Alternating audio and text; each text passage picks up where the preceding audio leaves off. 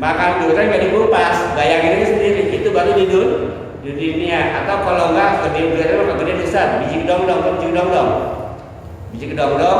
ikat pakai tali, pelak-pelak gede deh. Gimana rasanya? Itu makan dulu tuh. Sampai nggak ada binatang yang mau makan tuh, kecuali onta. Onta doang bisa makan buah duri, karena dia sangat peduli. Kenapa?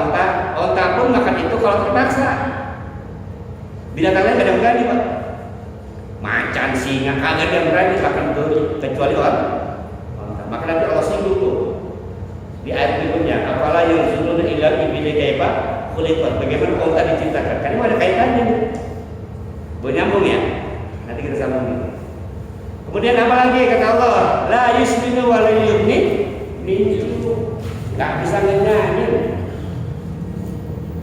Kita lagi apa kerja bakti gitu kan, haus banget. Itu enggak kasih minum kalau bikin haus. Nah, kadang saya suka lihat ya kalau kita ke rumah sakit ya Pak. Ini makan di pelajaran kita. Itulah pentingnya kenapa kita itu kalau sakit itu besar. Ada orang sakit dirawat, dia udah pakai selang di sini di hidung. Orang udah pakai selang pakai hidung, dia ke hidung, kemudian udah nggak bisa makan, itu makan maksudnya di selang. Itu orang yang itu udah nggak bisa minum, udah nggak bisa. Karena apa? Selang itu langsung masuk ke ini tenggorokan Pak, perih. Kenapa? Haus, nggak bisa minum. Contoh Bapak main pulsa, kagak minum, kira-kira gimana? Apa rasanya Pak? Pernah nggak? Nggak haus Pak, kagak ada air, kira-kira gimana? Ada air, cuma air itu tuh air mendidih. Mau? Nah tapi dikasih kita didangakin, dikasih paksa. Dan sebetulnya ini serem. Itu gambaran nanti terhadap. Maka dulu waktu saya masih kecil tuh Pak, saya pernah lihat itu komik gambar yang sisa-sisa tenaga tuh. Mesti ngalamin nggak dulu? Seru lah Pak. Kayak gitu lah. Ya, kayak gitu. Sekarang udah nggak ada tuh komik-komik itu berapa kan? Pernah juga di museum suku apa gitu ya. Jadi ada bentuk-bentuk penyiksaan Pak, itu dibuat boneka-boneka. Benar Pak, ternyata. Ya Allah, saya bilang begini, di Toraja apa di mana? Jadi bentuk-bentuk penyiksaan ada. Itu ada tuh replika-replikanya. Jangan betul-betul banget. Kita bayangin Pak, kita punya buku nih dicampur gitu. Kira-kira gimana? Ya buku pakai tang gitu kan. Itu maksudnya apa? Makanya mau surga, mau neraka, kebayang ini baru gambaran doang yang Allah kasih. Baru gambaran. Alhamdulillah, semoga kita terhindar dari siksa neraka. Ya, Allahumma. Maka kalau di akhir sholat kita doa tuh sebelum salam, tahiyat sebelum salam apa doanya?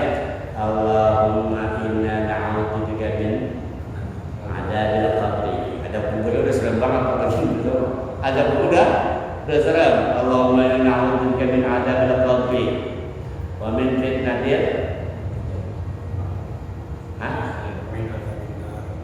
apa terus? Allahumma inna na'udzubika min adzabil qabri wa min fitnatil mahya wal mamat wa min fitnatil masiihid dajjal. Itu baru kita minta perlindungan dari apa tuh? Dari sisa kubur. Habis sholat ala dzikri dan Allahumma ajirna minan nar. Ini apa? Ya Allah, hindarkanlah kami dari neraka. Allahumma ajirna minan nar. Allahumma ajirna minan nar ya Rabb. Ya Allah, lindungi kami, jauhi kami dari sisa api neraka. Enggak ada apa-apa. Enggak ada yang musuh. Oke ya Allah, semoga kita terhindar dari itu semuanya. Nah kemudian di sisi lain sekarang kita lawannya nih. Kalau tadi kita bercerita Allah bercerita tentang orang-orang yang menghuni neraka, wujuhul khasyah, sekarang ada yang berikutnya. Wujuhul yawma idzin na'imah. nanti di akhirat juga ada wajah-wajah yang naimah. Apa naimah itu artinya? Berseri-seri. Naimah itu asal kata apa? Dapat surprise, dapat hadiah. Coba kalau menggunakan kata naimah, jadi hadiah yang terus menerus. Bapak dapat voucher, gila nggak? Senyum nggak? Senyum. Belum hilang sebenarnya, dikasih lagi. Senyum nggak? Belum hilang, dikasih lagi. Itulah naimah. Akan Allah kasih dengan surprise yang tidak terhingga. Maka seperti naimah, dia akan selalu tersenyum, tertawa, bersedih-sedih. Kebalikannya sama yang tadi tuh. Kalau yang tadi khasyiah, ketakutan. Kalau ini yang naimah. Nanti ada manusia banyak juga sih, ya kadang menggunakan kata wujud di situ. Sama dengan yang kemarin, banyak manusia yang mukanya berseri-seri. Kenapa dia berseri-seri? Karena lisa'iha radiyah. Apa? Lisa'iha radiyah. Itu artinya apa? Maksud puas dengan usahanya. Rasa senang karena usahanya sendiri. Dipikirin baik. Apa? Karena usaha yang memuaskan itu ya. Nah, lisa'iha radiyah karena merasa senang. Karena merasa senang dengan apa yang telah dilakukan. Lihat di sini menggunakan kata sa'a. Sa'a itu artinya kalau arti dasar saya itu berjalan, Pak, jalan cepat. Maka sa'i. Sa'i itu ya kita kalau lagi ibadah haji itu ada namanya ibadah sa'i. Sa'i itu berjalan antara sofa ke marwah, marwah ke sofa. Dan jalannya ini nggak istirahat, Pak. Dari sofa ke marwah, dari marwah ke sofa, terus ke marwah. Itu namanya sa'i. Kerja yang terus menerus. Nah, orang-orang ini kata Allah yang naim itu yang lisa'iha radiyah. Dia bekerja, dia berusaha tapi radiyah, tapi apa? Dia puas. Radiyah, ridho. Jadi maka ridho itu adalah puas. Yang namanya puas itu sudah nggak mau apa-apa lagi. Itu namanya ridho. Orang beribadah karena ridho karena Allah, dia udah nggak pengen apa-apa, pengennya ridho Allah aja. Pengen supaya Allah puas. Jadi ibadah dia, puasa dia, sholat dia bukan pengen surga, tapi pengen supaya Allah puas. Dan naik nih tingkatannya. Udah bukan lagi pengen surga, bukan lagi takut sama neraka. Yang diinginkan sholatnya itu Allah puas dengan sholatnya. Dia puasa, Allah puas dengan puasanya. Dia sedekah, Allah puas dengan sedekahnya. Jadi yang dilihat lagi bukan lagi surga atau neraka. Lu buat apa sholat? Lu supaya Allah senang aja. Tapi kita jawabannya. Apa surga neraka? Surga neraka surga Allah. Kita nggak usah takut sama neraka, Pak. Jangan pernah takut sama neraka. Karena apa? Neraka itu makhluk.